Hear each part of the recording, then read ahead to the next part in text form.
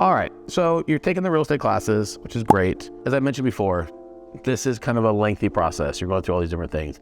The thing to keep in mind is that the fact that you're showing up is one of the biggest keys to your success in real estate. You've got to show up. Now, when you're taking the real estate class, it's 120 hours. That can be drug out over a lot of time. And for many people, they never finish the classes. There are many people who actually take the classes, never even take the test, and they burn out along the process. So the fact that it is 120 hours is actually a test to see if you're actually willing to stay the course in this process. So your ability to time block, your ability to stay consistent, your ability to move through the process and understand that it's going to be done in a small segments along the way. So that process is going to help you be able to prepare yourself for real estate success, because real estate success doesn't happen overnight. Like, you're going to have to be doing certain things that'll take time to have success. And there are several things that you can be doing as you're studying for these classes and as you're preparing yourself. So one of the first things that you want to focus on is how to allocate your time.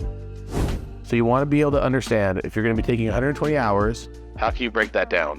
Are you going to take a certain amount of time every week? Do you have certain days that you're going to be focusing in on? The max that you can take is 8 hours in a day. So you can't take 120 hours in one day, which is obviously mathematically impossible. Even if you're not even good at math, you know that you can't do that.